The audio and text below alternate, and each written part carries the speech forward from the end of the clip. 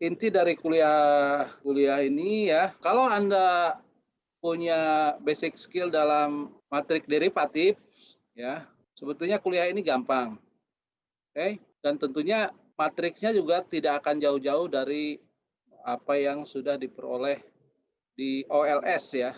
Perbedaannya kan hanya kalau di non-linear, bentuk fungsinya kan lebih umum seperti ini, ya. Kalau yang di linear kan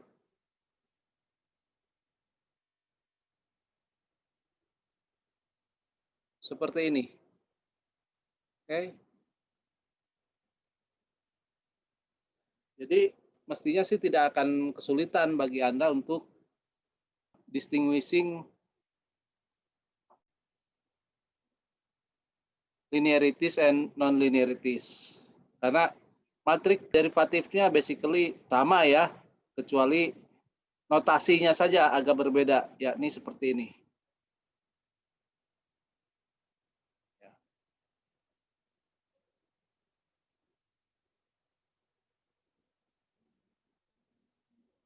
Kemudian sepanjang itu normal distribution, maka solusinya itu antara NLS non-linear least squares dengan non-linear maximum likelihood itu exactly the same solusinya ya.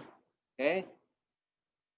Nah, untuk hal-hal tertentu seperti arcs, guards, probit, logit, Poisson, binomial distribution, whatever ya, banyak yang distribusi yang termasuk ke dalam exponential family itu tidak bisa di-solve dengan non-linear least square, dengan least squares.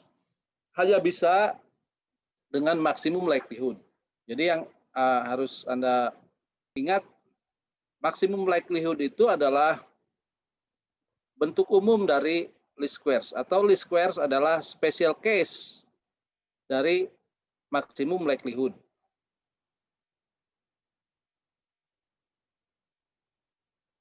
Ada yang lebih general lagi, yaitu JMM. Tapi sepanjang Anda mengerti hubungan antara JMN dengan maksimum likelihood, sebetulnya maksimum likelihood itu sudah cukup ya untuk men-solve JMM. Bahkan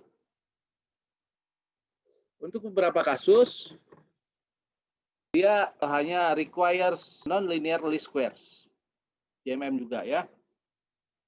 Jadi ketika Anda sudah memahami mengenai NLS dan NML, non-linear least square dan non-linear maximum likelihood, maka dengan sendirinya Anda akan mengerti mengenai non-linear regression dalam konteks JMM.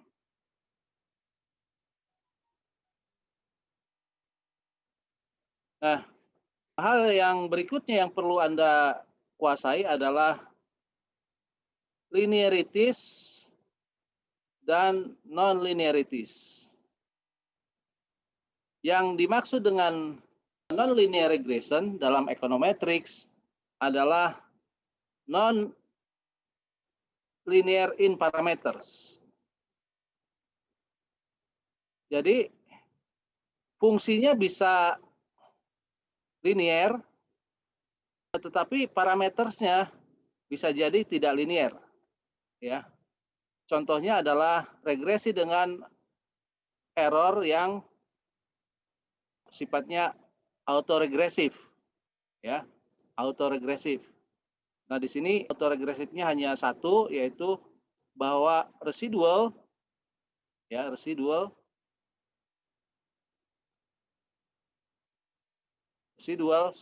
itu fungsi dari residual sebelumnya, rho times mu t minus 1. Nah, hal seperti ini tentunya bisa di-solve dengan NLS maupun maksimum likelihood ya. Karena di sini error terms, final error terms atau ultimate error terms-nya ini adalah normal. Ya. Normal. Jadi sepanjang Anda mengerti bahwa sebuah regresi itu masuk kategori linear atau non-linear, ya, maka device ini, tools yang ada di sini yang sedang kita bahas, itu bisa memecahkan masalah nonlinear regression, ya. Coba nanti ketika dalam video diulang-ulang apa beda antara case 1 sampai case 4, ya. Jadi yang nonlinear regression itu adalah case 2 dan case 4, ya. Jadi karena ininya adalah nonlinear in parameters. Ya. Kalau nonlinear function ada beberapa yang memang bisa dibuat linear in parameters. Seperti ini kan sepertinya, tampaknya, ya seolah-olah dia itu non-linear in parameters. Tapi kalau kita logkan, dia menjadi fully linear. Karena itu parametersnya bisa diestimasi dengan linear regression seperti biasa, yaitu OLS. Ya, kembali ke basic skill derivatives of matrix, ya. Yang paling penting adalah di sini Anda bisa menurunkan first derivatives dan second derivatives. Ya.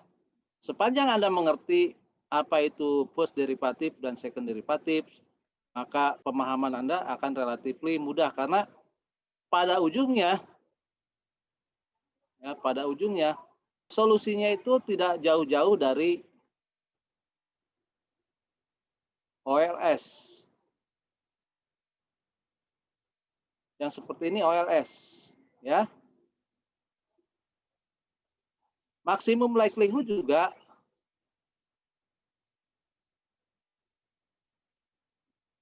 ini adalah OLS. Oke. Jadi skill programming yang dibutuhkan hanya programming dalam OLS saja.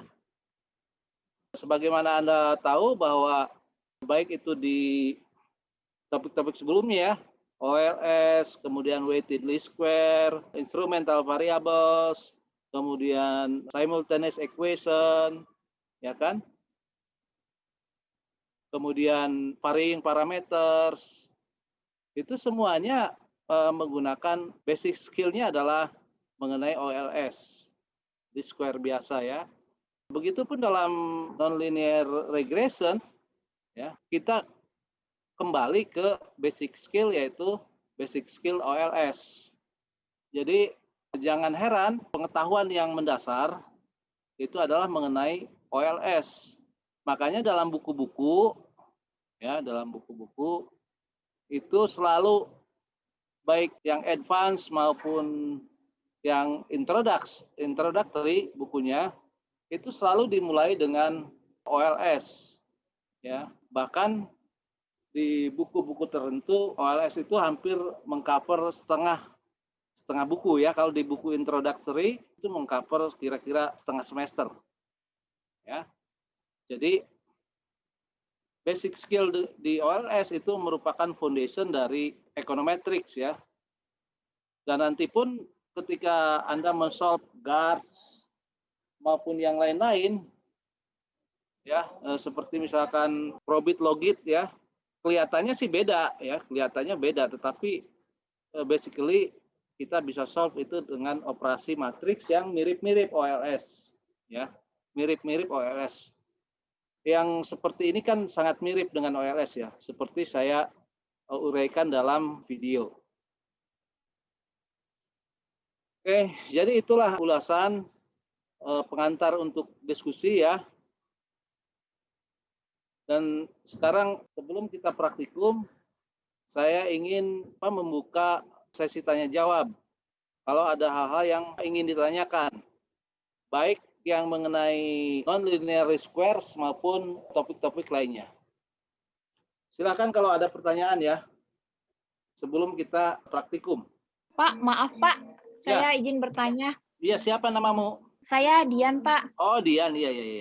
Ya, Pak maaf, ini kalau yang untuk kasus yang keempat Pak, kasus yang keempat itu kalau yang kasus ketiga, kalau misalnya kita interpretasikan berarti kita bisa menggunakan dalam bentuk persentase kalau dia sudah dalam bentuk.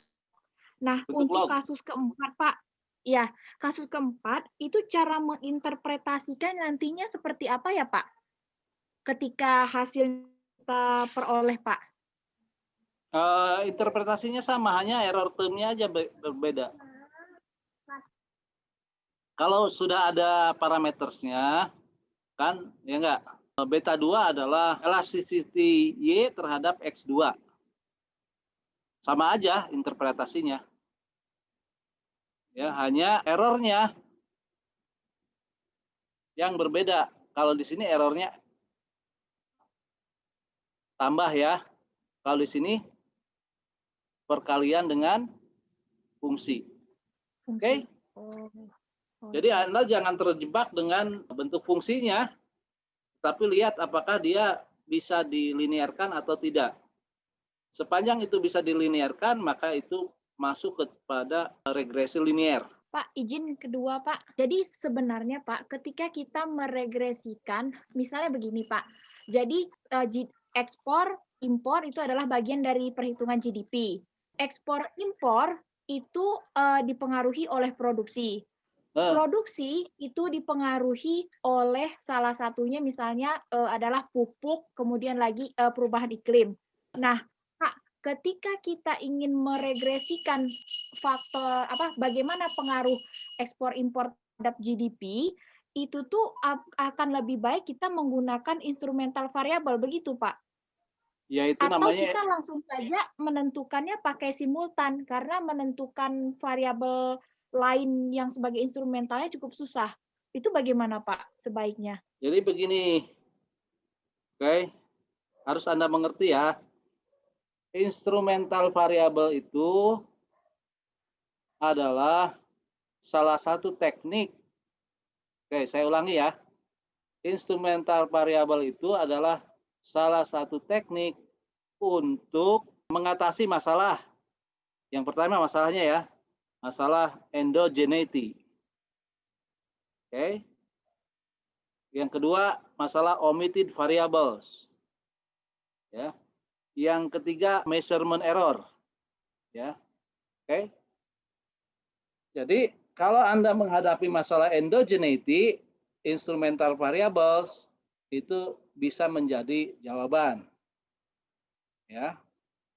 Nah, kalau dalam estimasi itu hanya satu equation, ya instrumental variabel biasa. Tetapi kalau Anda punya 2 equation atau 3 equation, ya kan, maka jatuhnya kepada persamaan simultan. Paham ya? Ya Pak. Nah, jadi jangan confuse apa harus pakai IV atau persamaan simultan. Ya, jangan confuse dengan itu. Karena bisa jadi Anda hanya butuh satu persamaan, ya sudah, instrumental variabel aja. Kalau dalam system of equation ada simultaneity, berarti Anda applies instrumental variable teknik kepada persamaan multi equation. Ya enggak? Persamaan simultan. Salah satunya. Paham ya? Terima kasih Pak. Makanya kuliahnya juga saya pisahkan, ya. Kuliahnya saya pisahkan Pak, supaya Anda betul-betul mengerti apa bedanya antara instrumental variable dan persamaan simultan atau system of equation ya. Nyambung bertanya Bapak. Siapa namanya? Arif Pak. Oh, Arif. Iya Pak. Pertanyaan pertama untuk case kedua itu berkaitan dengan error termnya yang autoregresif. Pada saat kita bilang dia model non-linear parameter, padahal kan parameter yang kita hitung hanya beta ya. Kenapa disebut? Kenapa disebut non-linear juga? Ada row. Ada, karena ada row menjadi non-linear. Iya. Udah dilihat videonya belum? Saya belum lihat yang Udah baru pusat berarti. gitu. Iya, maaf. Ya, Belum lihat yang oke. terbaru. Terus yang kedua, Pak, pada saat Sebentar. Iya. Ini kan di contohnya ada di sini nih ya, di Arimax. Arimax ya. Ini exactly the same ya, yaitu Y fungsi dari alpha plus beta kali XT ditambah residual ya. Residualnya itu adalah fungsi dari residual sebelumnya. Paham ya? Iya. Maka equation ini kalau disatukan bentuknya seperti ini.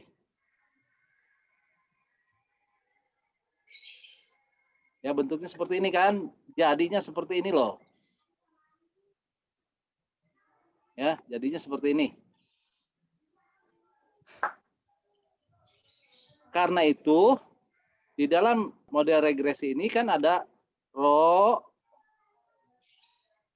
kali beta kan? Ya enggak? Ya. Kalau perkalian itu berarti non-linear. Kalau pemangkatan itu non-linear. Ya. Kalau dibagi berarti non-linear. Kira-kira begitu ya. Ya, baik. Oke ya. Terus Ya. apa lagi? Yang kedua, pada saat mentransformasi atau biasanya yang kita lakukan itu mentransformasi log tidak semua variabel independen, hanya kasus yang variabel tertentu menjadi masalah. Berarti tidak bisa ya kalau melihat modelnya di sini. 1, 2, 3, 4, 5, 6. Loh, Anda nih gimana? Saya ini lagi menerangkan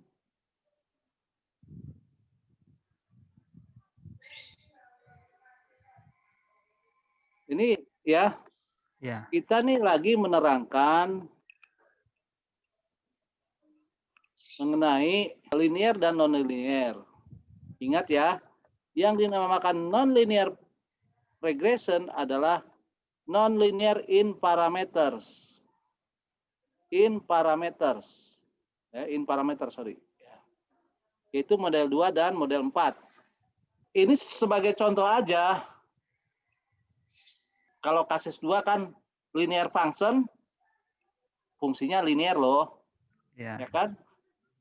Tetapi dalam parameters dia non-linear. Linear. Oke. Kasus 4, non-linear function dan non-linear in parameters. Paham ya? Ya, Pak. Oke. Dan tentunya ini hanya satu contoh, ya kan? Bentuk fungsi seperti ini kan hanya salah satu contoh. Paham ya? Ini juga salah satu contoh. Ya, salah satu contoh. Jadi case yang kedua misalkan ini salah satu contoh di mana fungsinya linear tetapi parametersnya tidak linear. Kasus yang keempat, fungsinya non-linear, ya, parametersnya juga non-linear. Paham ya? Karena di sini X pangkat, ya, X pangkat. Oke? Nah, kalau sebuah fungsi bisa dilinearkan, parametersnya, oke? Jadi intinya adalah begini, kalau sebuah fungsi itu bisa dilinearkan parameternya, oke ya. Jadi dilinearisasi parameternya, maka kita tidak harus susah-susah pakai non-linear regression. Itu intinya.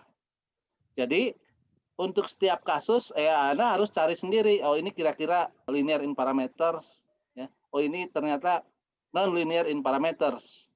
Makanya saya hanya memberikan contoh. Karena bentuk fungsi kan bisa macam-macam. Paham ya? Iya, Pak. Bentuk fungsi itu bisa macam-macam. Jadi terlalu banyak macamnya, ya. Sehingga saya hanya memberikan contoh saja. Dan contohnya itu adalah 4 kasus tersebut. Ya, 4 kasus tersebut. Oke, paham? Yang lainnya Udah, paham Pak. nggak? Iya, Pak. Udah. Jadi jangan kebolak-balik lagi ya. Seringkali teman-teman baik mahasiswa pasca maupun satu ya kan bilang bahwa ini adalah non-linear regression, ya kan? Tunggu dulu ya.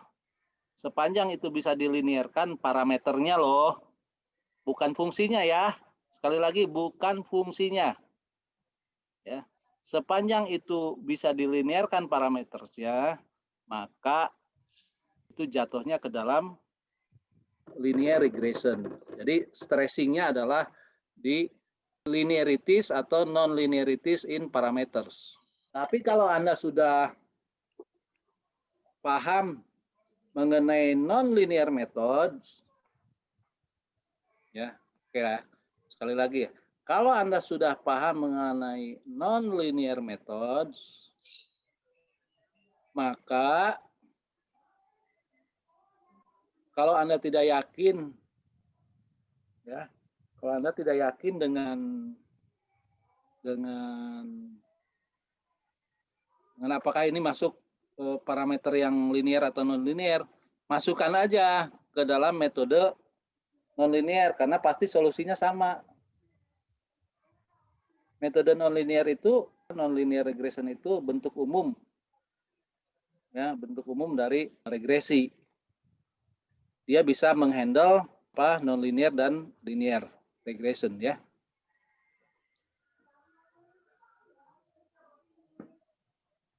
Makanya saya bilang ini tuh ya, ini nggak jauh-jauh dari bentuk yang seperti ini ya. Ini kan operasi matrik OLS. Coba Anda lihat di OLS ya. Nggak jauh-jauh tuh.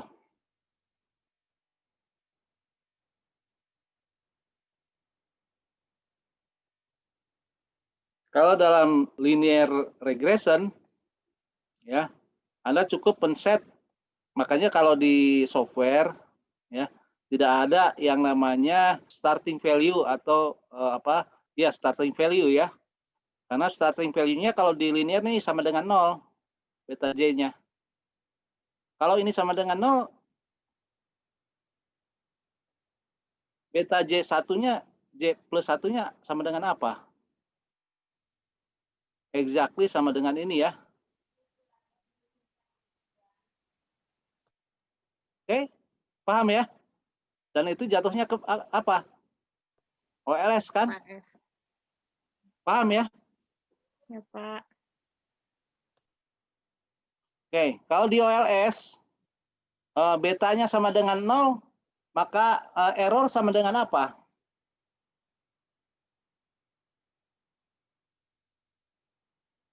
Ayo, kalau di OLS, ya, starting value kan sama dengan 0.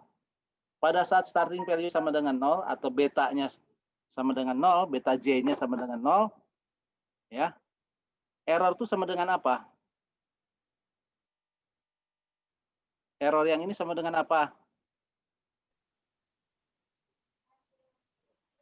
Error itu apa sih? Error sama dengan Y kurangi apa? Y topi. Y topi. Y topinya kalau betanya sama dengan berapa? 0. Nah, berarti sama dengan Y, ya Kak? Ya. Hah? Ini kan di OLS pakai Y, ya nggak? Ya, Pak. Ya, error ini pakai Y, ya kan? Ya, Anda nggak usah bingung lah ya. Semua berkaitan itu. Oke, ada lagi pertanyaan? Pak, maaf. Kalau di GMM itu, misalnya ketika kita mengolah, itu boleh nggak, Pak, kita langsung membuatnya menjadi robust, Pak? Membuatnya menjadi robust. Robust Ya, dalam arti apa nih? jadi maksudnya misal kadang-kadang Pak untuk data yang N-nya itu kecil, kemudian ada terjadi masalah, misalnya masalah hetero atau auto, terutama auto. Nah, kalau misalnya di belakang ketika kita mengolah, langsung aja dibuat di belakangnya itu codingannya robust begitu, Pak. Apakah hal itu tuh bisa diterima, Pak? Codingan apanya? Anda ngoding di mana sih? Misal di Stata, Pak, langsung XT DPD SYS atau ST DPD JMM atau XT Abon. Persamaan nama variabelnya koma robust gitu. Saya tuh mohon maaf ya, saya tuh nggak ngerti apa yang ada di dalam Stata maupun IPUS ya. Jadi tanyanya ke IPUS atau ke Stata, ya kan? Baik, Pak. Karena definisi robust kadang-kadang beda-beda loh, ya. Kalau yang Anda maksud adalah dengan robust standar error, ya, itu kan jenisnya hanya 2. Kalau itu di cross section itu white robust atau sering disebut white Huber robust, ya kan? Itu standar error, ya. Dia tidak mengubah koefisien regresi. Paham ya? Kemudian kalau dia di time series, Anda bisa menggunakan either white robust maupun new west robust. Jadi kalau white robust itu hanya untuk heteroskedasticity atau sering disebut HC, heteroskedasticity consistent covariance, ya. Kalau new west itu adalah heteroskedasticity and autocorrelation consistent covariance HC. Nah, itu dia tidak mengubah, sekali lagi ya, tidak mengubah koefisien. Yang dia ubah hanya membuat error terms itu lebih mendekati menjadi GMM error term. Tidak sama dengan GMM, tapi mendekati, ya, mendekati GMM error term. Karena kalau di GMM error term itu dibuatnya dengan melalui iterasi, dan dengan demikian koefisiennya akan berubah, ya, koefisiennya akan berubah. Nah, kalau yang Anda maksud adalah yang dimaksud itu robust standar error, maka ya hanya 2 alternatif itu, ya. Sebetulnya kalau di panel ada lagi, ya, yaitu HAC, HC, dan SUR,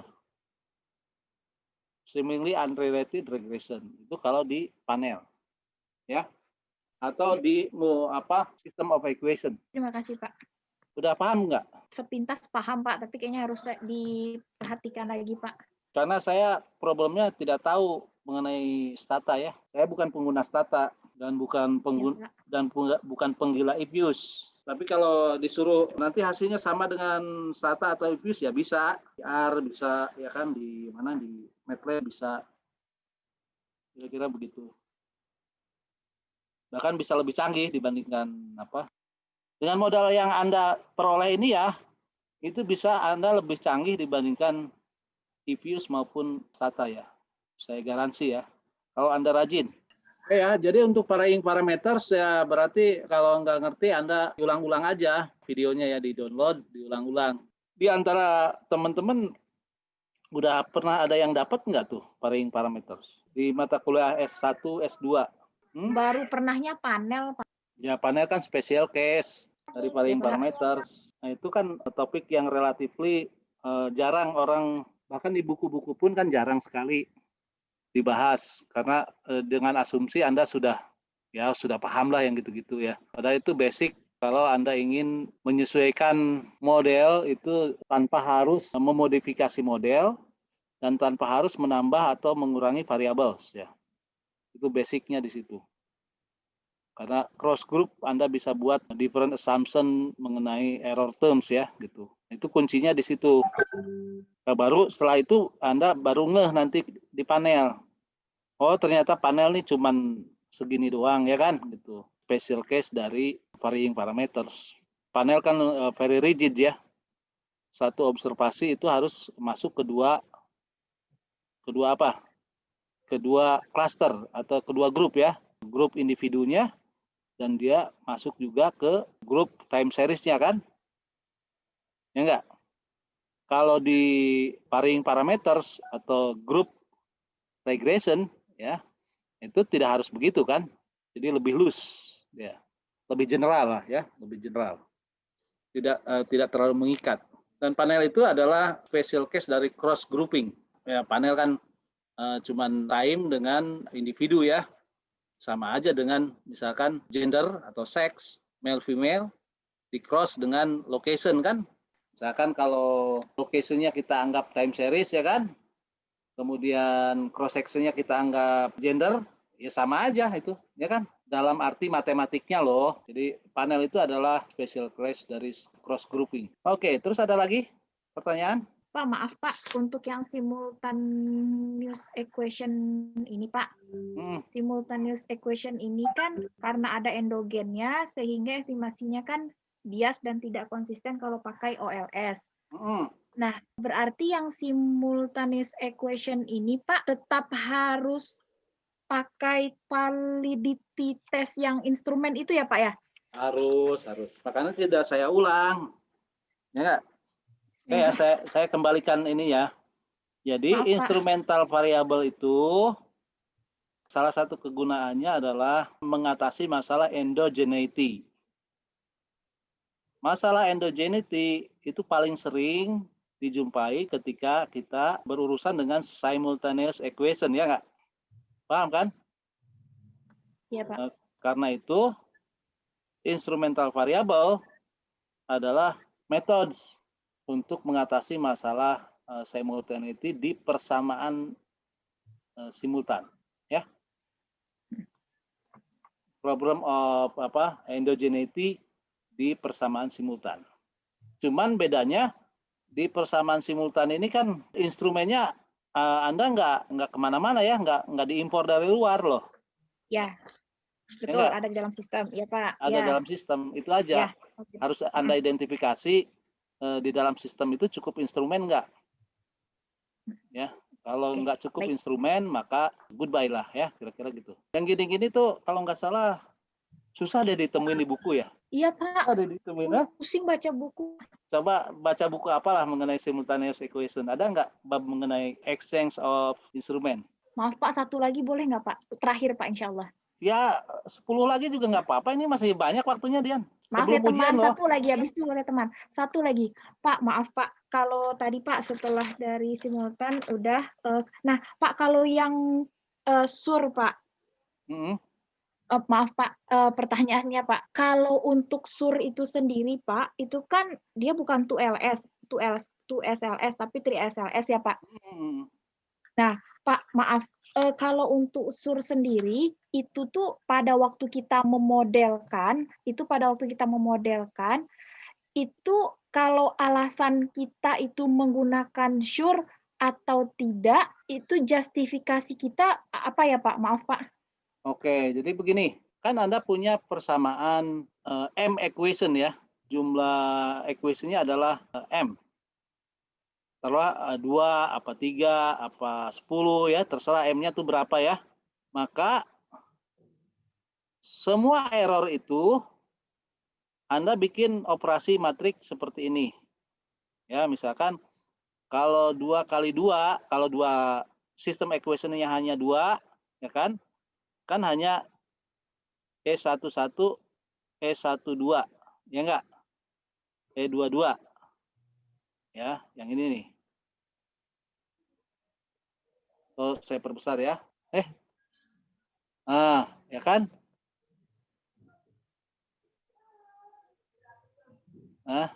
Kalau 2 sistemnya cuman begini aja kan?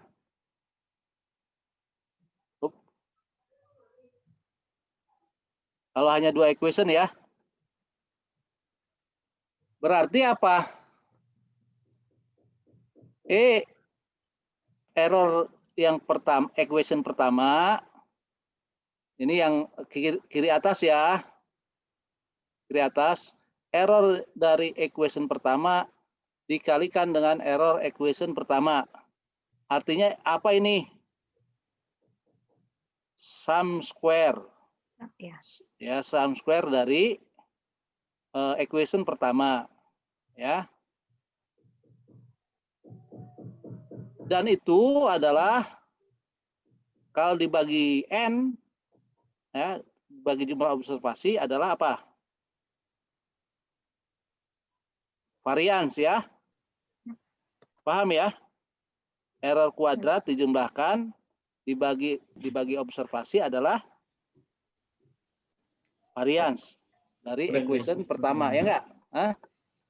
Kalau yang kedua, yang ini berarti varians dari equation yang kedua, ya.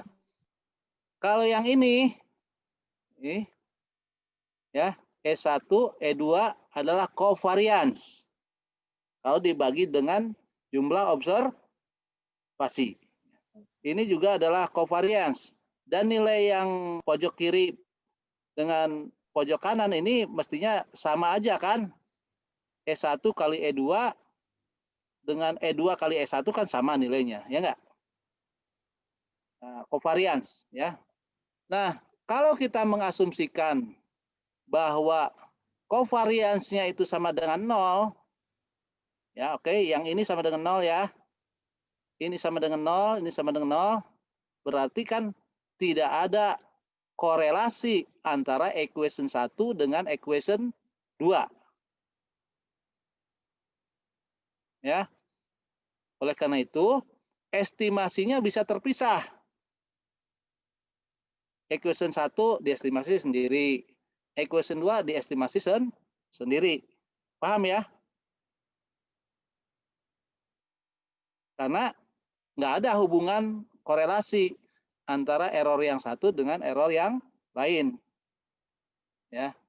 Nah, E1 kali E2 ini kan basically adalah koefisien correlation, ya enggak? Koefisien correlation antara equation 1 dengan equation 2. Nah, kalau ternyata ada korelasi antara dua equation tersebut, sekali lagi ya, kalau ternyata ada korelasi antara dua equation tersebut, ya, korelasi antara equation 1 dengan equation 2, maka nilai dari covariance ini tidak sama dengan 0. Oke, nilai dari covariance ini tidak sama dengan 0. Maka ya, kita harus mengestimate keduanya berbarengan karena ada korelasi antar keduanya. Itulah yang disebut dengan SUR, seemingly unrelated regression. Kelihatannya sih dua-duanya nggak ada hubungan, ya nggak? Tetapi begitu errornya kita korelasikan, ternyata ada korelasi. Ya, makanya disebut seemingly unrelated regression, atau bahasa Indonesianya kelihatannya sih regresi itu tidak saling berhubungan, tidak saling berkorelasi, ya kan? Makanya disebut seemingly unrelated, ya. Padahal ada hubungan. Nah, kalau ada hubungan, ada korelasi, ingat loh, ya, bahwa GLS itu adalah menghilangkan masalah seperti itu. Makanya SUR, estimasi secara SUR, itu adalah versi GLS untuk system of equation. Ya, SUR adalah versi GLS untuk system of equation. Jadi akan lebih efisien kalau kita memperhitungkan adanya korelasi antar keduanya. Ya, sampai sejauh ini paham ya? Insya Allah, Pak. Makanya ada terms ini ya. Nah,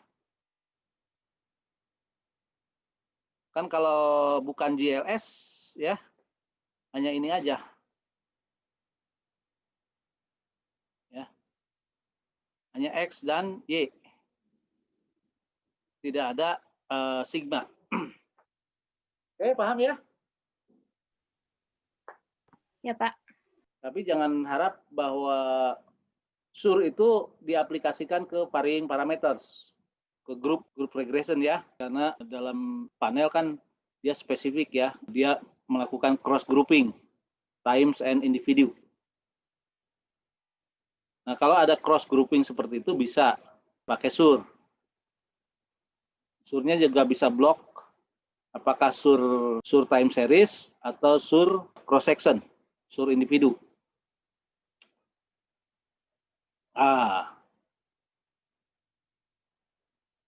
Nggak jauh-jauh ya.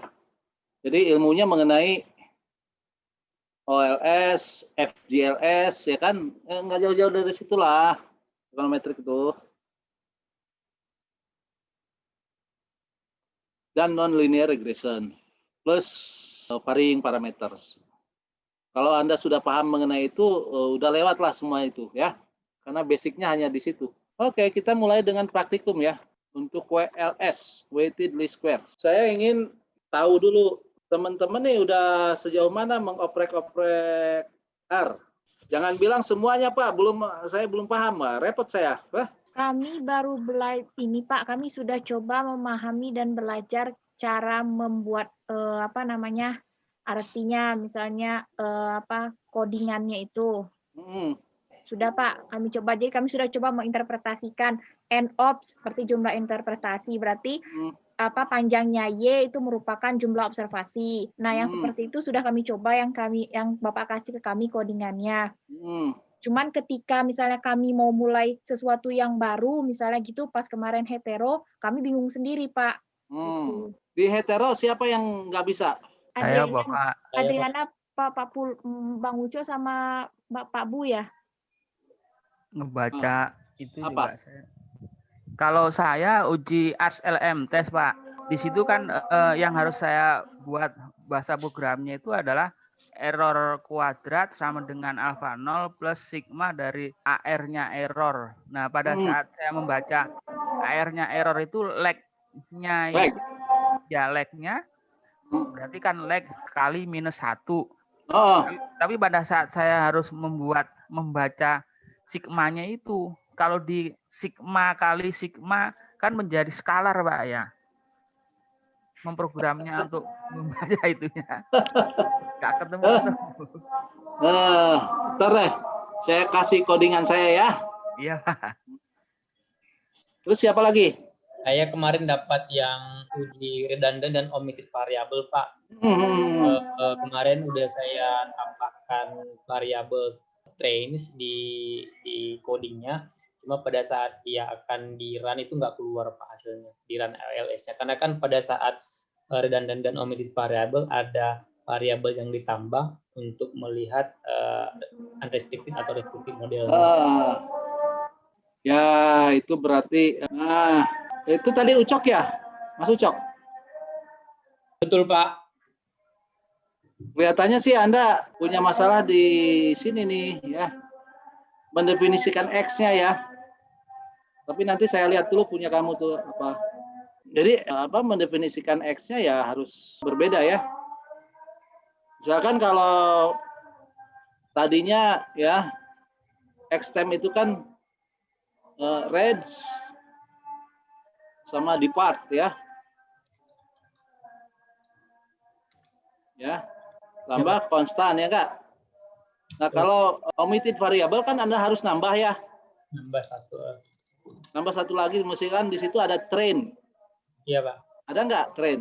Ada ya. Anda tambahkan di sini train gitu loh. Lihat RSS-nya beda nggak? Pasti beda dong RSS-nya, ya kan? Iya, Pak. Maka uji F pakai selisih RSS ya. Oke. Pakai F-test, ya kan? Nah, kalau redundant test, nah cukup Anda run pertama yang ini X-nya ya kan? Yang ini X-nya, Kemudian Anda delete salah satu, misalkan depart. Ya. Kemudian lakukan uji F. Ya gitu doang ya. Saya Bu Said Pak, ke bagian kurtosis untuk Jarkubera Pak. Oh iya. Gimana Jadi, Mas? saya yang terakhir Atau aja Pak. Om Bu Said ya. Gimana Om? Ketika bikin yang sum itunya Pak, sum yang dalam kurung E dikurangi E bar, pangkat 4 dibagi dengan deltanya itu Pak yang susah Pak. Karena D yang bawah itu ketika pakai rumus yang atas itu nggak bisa Pak. Sehingga saya ambil hasilnya berupa angka, kemudian saya masukkan di dalamnya Pak. Wah, iya. Itu masalah programming lah. Nanti saya lihat ya. Ya, Nanti Pak. saya kasih programming saya ya. Baik Pak, terima kasih Pak. Makanya dikumpulin dulu ya, Mbak Dian. Iya, Pak. Bentar, ini ada di file mana ya? Programming R. Ya, filenya udah saya bagi semua ya. Jadi, basically ini adalah permintaan atau demand terhadap rumah ya, log price.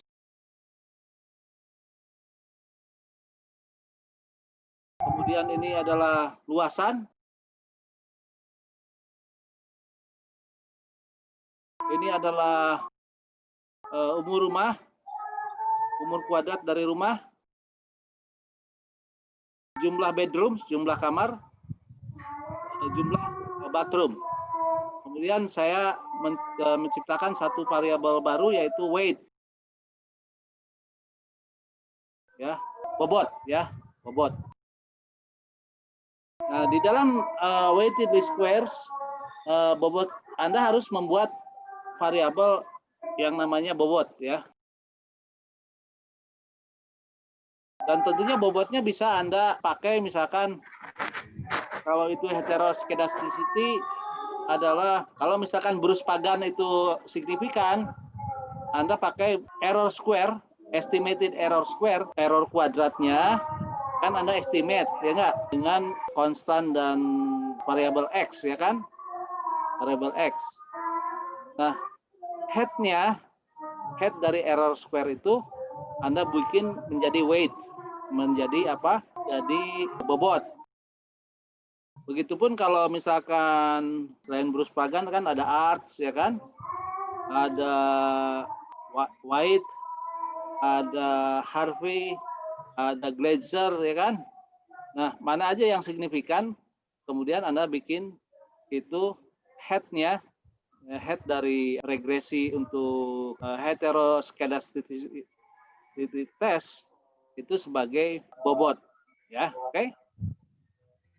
Ini kalau nggak salah bobotnya ini saya ambil dari Harvey. Kalau nggak salah ya. Kalau salah ya berarti salah ya nggak? Either Harvey atau Bruce Pagan nih ya. Jadi head dari error square. Di dalam WLS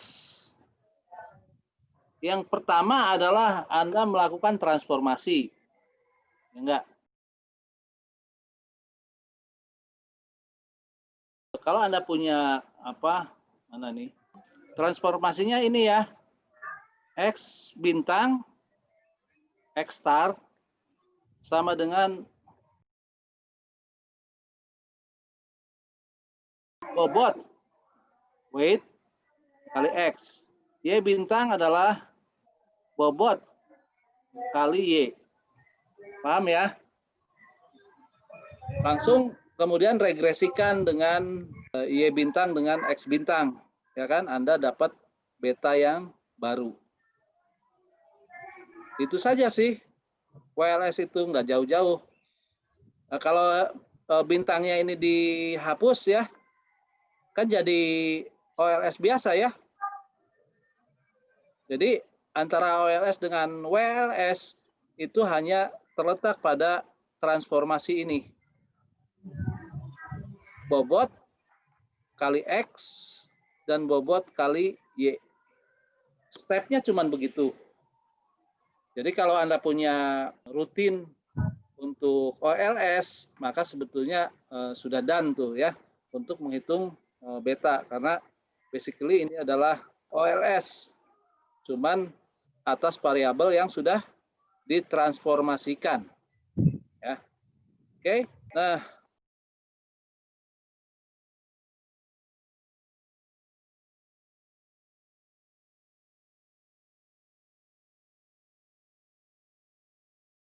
kalau ngeran ininya adalah yang ini di run. BR2 ini apa bedroom, ya pokoknya itulah ya. Y-nya adalah log price, ya. Kemudian X-nya adalah luasan square foot atau apa kaki persegi ya. Kalau di kita populernya meter persegi, rumah kan meter persegi ya. Kalau di Amerika sana atau di Australia square foot, kaki persegi. Edge kuadrat dan konstan X-nya ya. Gitu. Kemudian W-nya adalah kita sudah sediakan data weight. Nah kalau dalam OLS kan ini adalah OLS Y, X ya kan. Dalam WLS karena Anda perlu satu lagi yaitu weight ya kan, maka Anda mentransformasikan dulu harus menyediakan satu variabel yaitu yang namanya weight ya. Nah di sini di function WLS-nya Anda lihat ya.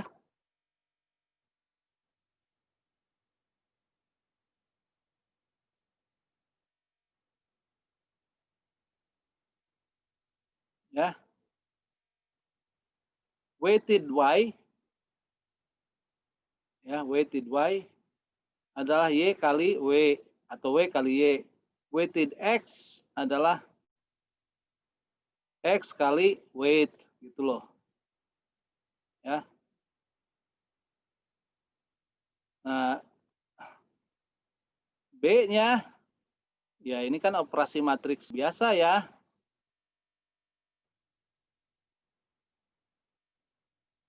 Operasi matriks biasa. Y-balls-nya juga operasi matriks biasa seperti OLS ya. Oke, jadi cuman segitu aja sih. Nantinya tentunya statistiknya ada yang beda ya. Yaitu unweighted statistik dan weighted statistik. Ya. Nah, Anda pelajari operasi-operasi matriks yang ada di dalam sini ya. Tentunya kalau Anda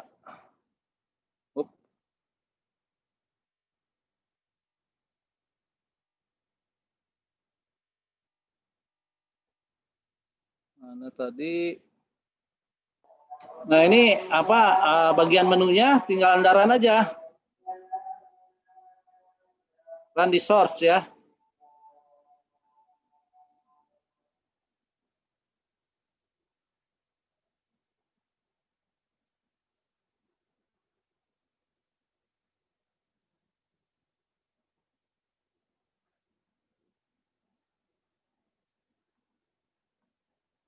Oh ini ini nih.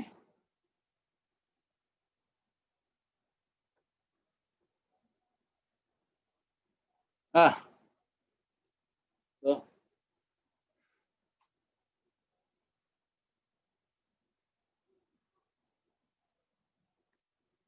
Ya, Anda interpretasikan semuanya ada di result ya kan. Seperti ini. Nah, untuk detailnya dan Anda bisa ikutin tutorial ini bersama Mas Ade Holis ya. Jadi saya nanti off dulu, nanti dilanjutkan oleh Mas Ade Holis. Ade udah nyambung belum Ade? Oke, kamu mulai aja praktikum ya. Atau untuk RWLS dan kemudian kalau ada teman-teman yang punya kesulitan apa gitu langsung dijawab aja ya. Karena saya lihat ada beberapa yang memang belum terbiasa dengan R ya. Oke Pak. Nah, saya stop share dulu ya.